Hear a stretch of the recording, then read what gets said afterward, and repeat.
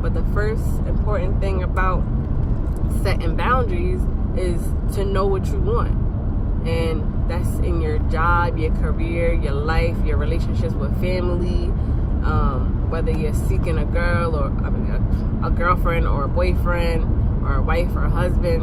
You got to know what you want. And sometimes we think we know what we want, but then when it comes down to the situation, we start questioning certain things. This is why I think it's important to write down what it is you want in different areas of your life, so that when the situation is presented to you, you're not guessing and then saying, you know what, I'm just gonna let it happen, I'm just gonna deal with that person. If you already know in your head, oh, I don't want somebody that does this, and I don't want this type of person, then you're not even gonna deal with that with a person. I mean, sometimes the benefit might outweigh the worst. Maybe they have one thing that you don't think you would want to deal with, but they got 10 things that you would deal with. Then that's up to you to be able to weigh those options. But when you don't know what you want, you kind of find people who have 100 things you don't want to deal with, but because you haven't identified, listen, these are the type of things I'm not going to put up with and I'm not going to deal with, then you kind of just find yourself just going with the flow. And honestly, that's how we get caught up in a lot of situations, jobs, just anything that we don't really want to deal with, and with people that don't really make us happy.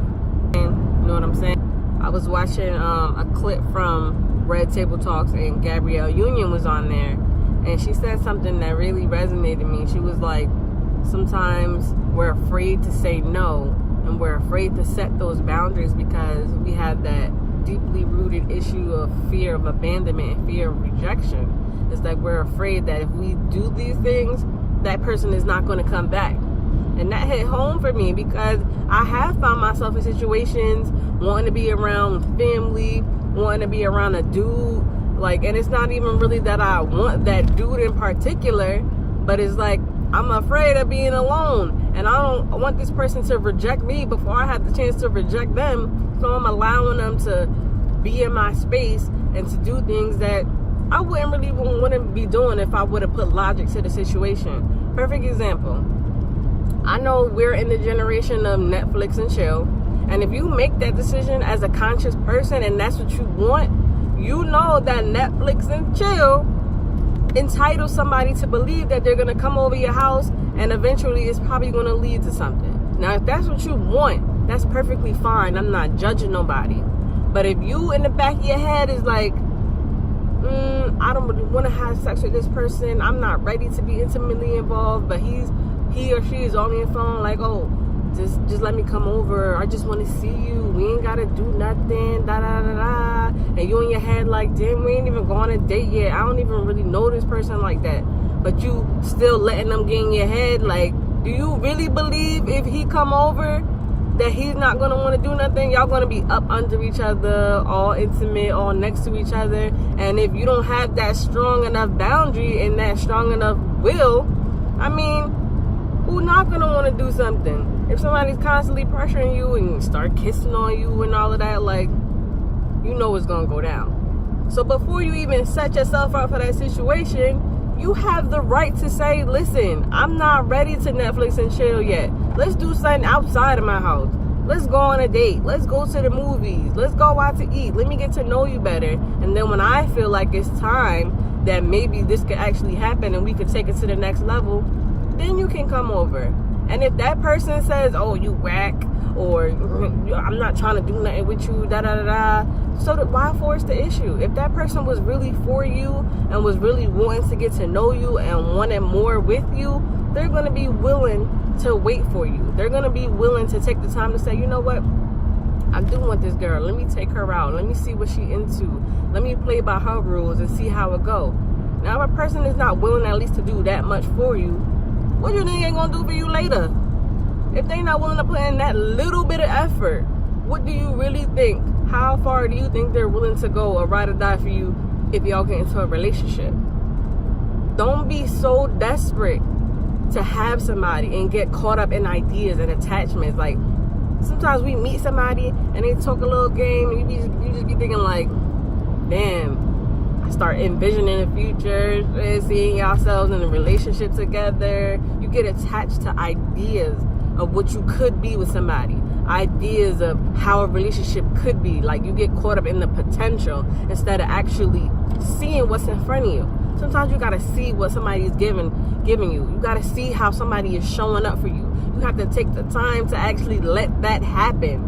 That's why we go from 0 to 100. 1 minute we meeting somebody, 2 months later we pregnant, because we done skip from 0 to 100. And now, once you in that situation, you can't get away from that. And then that's why so many, mothers and fathers end up hating each other, because it goes from 0 to 100 without no chance of anybody ever gotten to know each other, because everybody was so caught up in the idea of, all right, we about to be together. Like, if you feel in your heart that you don't want to do something, or that you don't want to go somewhere, or you don't want to be around some people, you don't have to be inclined to be or do any of those things. I was in the barber shop and this dude was talking, he asked everybody in the shop, like, so if you needed shoes and your baby needed shoes, who you gonna buy shoes for first? Now me, I'm not thinking about it like nobody got shoes. I'm thinking about like, all right, we all might have some raggedy shoes and the kids need shoes. So of course I chose my kid first. But he was like, well, if you buy shoes for the kid, how you gonna go to work? You need to carry the family. You need to go to work. You need to pay the bills. The baby don't need shoes. I'm like, well, if you think about it like that, like if neither one of us got shoes, of course I'm gonna get myself the shoes. But you gotta think about yourself like that in all situations. If you can't be good for yourself, how good are you going to be for anybody else? Not a boyfriend, not a mom, not a kid. If you're not your best self for you, and you're not taking care of you, and you're not good, you're going to limit your potential. You have to learn how to love you first and take care of you first. And I'm not saying be selfish all the time. It's okay to help people. It's okay to do things for people. But you have to do them on your terms. Because people will continue to take advantage of you and take from you and take from you and not even be pouring into you. Like, it's about reciprocity. People think when I say that, I'm like, oh, you just being selfish. You want to take from other people, but you don't want to give back. No. I want to make sure that as much as I'm putting out, that I'm taking in. Because if I have a cup of water, if I'm a cup of water and I'm constantly pouring and pouring and pouring into other people, but ain't nobody pouring back into me, my cup is going to be empty. And if there's nothing left for me, how can I be still trying to get to somebody else? It doesn't work. It really doesn't. And if you're the type of person that keeps wanting to say yes because you're afraid that somebody's going to be mad at you or going to be upset with you, then what does that say about your relationship? Especially how to listen to my intuitions and not just my impulses. Now listen to how important that is. Sometimes we want to do things based on our impulse. Oh, that person cute. Oh, I want to be with that person. Oh, I want to take this job. That's money. Oh, I want to go to this party because it's going to be fun. But in the back of your head, you like, it's some red flags with this person. I'm kind of tired. I know I got to get up in the morning. It might be financially good for me, but this is going to be a job that I'm going to hate. Your body and your spirit is always going to guide you when you need to make a decision. Now, when you don't listen, that's on you. That's when you run into trouble. That's when we get burnt out. That's when we end up in relationships we're not supposed to be in. That's how we end up just putting ourselves in places that we were never supposed to be in the first place. You have to start listening to your spirit and listening to yourself. Because when you don't, it's nothing but trouble. When you set up boundaries in your life and you know what you want, you have to be able to verbalize that. I know sometimes we be afraid. We start talking to somebody, and why do it take 2 weeks to find out that person doesn't even want a relationship?